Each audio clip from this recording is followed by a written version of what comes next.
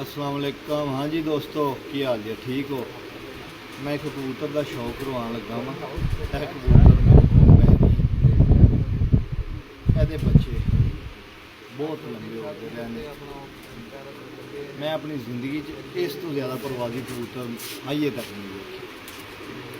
तीजी चौथी प्रवास शाम, एक नहीं दो नहीं 20 रात पार, और हर बच्चा आवे इस कबूतर का शौक करवाना चाहता। कबूतर की अख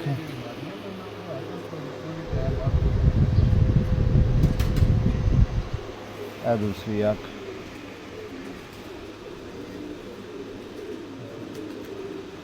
थोड़ा जिहा दूर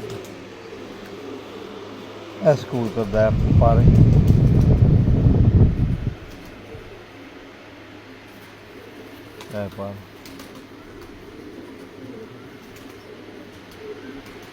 पर देखो तगड़े पले का मानो, बड़ी बगल, बहुत ही तगड़ा कबूतर।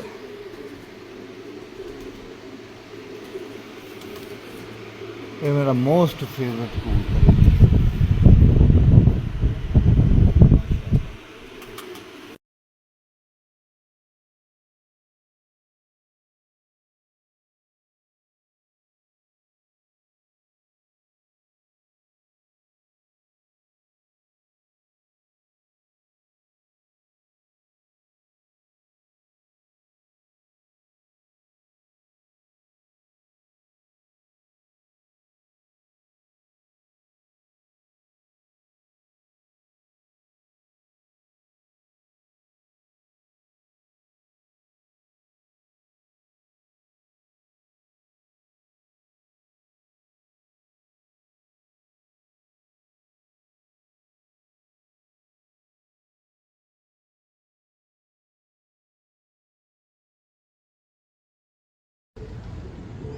लो जी,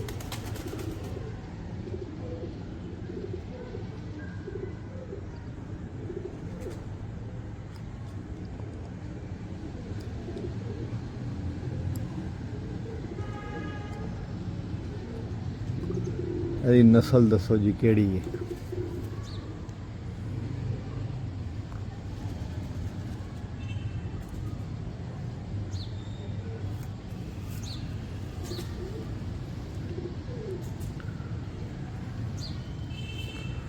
बहुत चौड़ी छाती है।